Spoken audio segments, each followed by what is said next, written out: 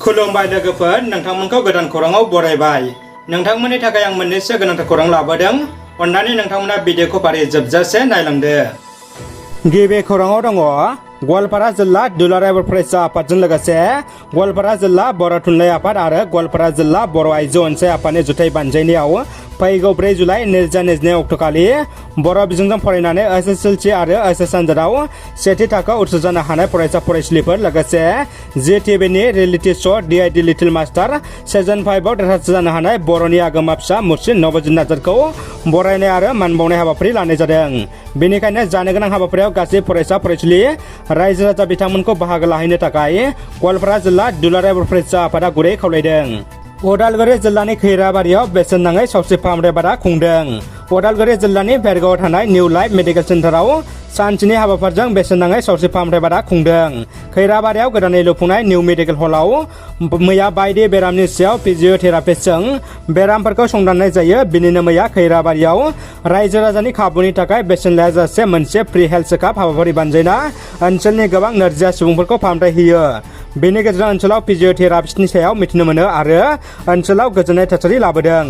मख'जायोदि मैयानि बे फाहामथाय होनाय बादायाव फिजिअथेरापिस्ट डाक्टर असिमनाथ बिपिटि CMS डाक्टर ध्रुब कुमार कलिता बिपिटि बिथांमोना बेसेन लायाजासे रायजोनो सिबिथाय होयो।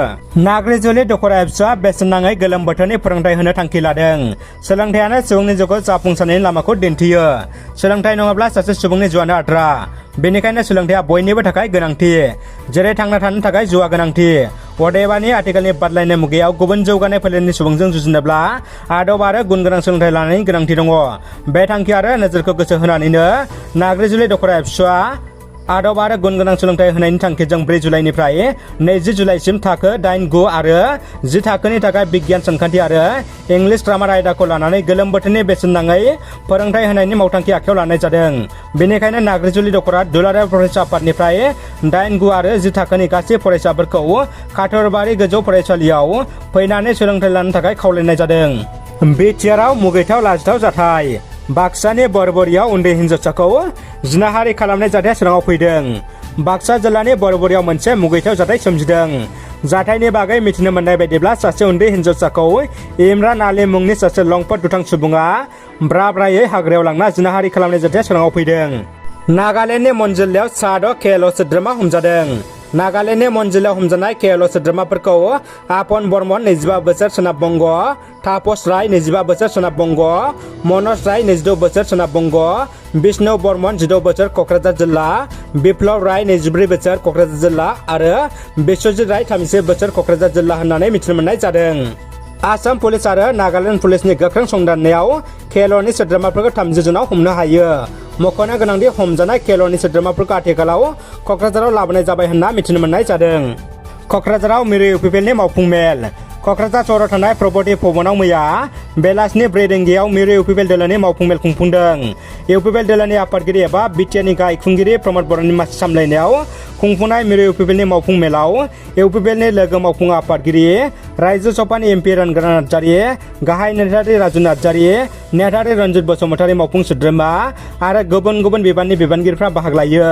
मिरुनि मावफुं मेलाव बाहागो लानानै इउपिपिएलनि आफादगिरि प्रमद बर'आ बुङोदि ककलाबारि BTC बियाबनि उफ्रा बिसायख'थि जोबलांनायनि उनाव दोलोनि मावथिफोरनि गेजेराव सावरायलायनायनि खाबुखौ मोनाखैमोन, बेखौ मैया गुवारै सावरायलायनाय जायो होनना फोरमायो।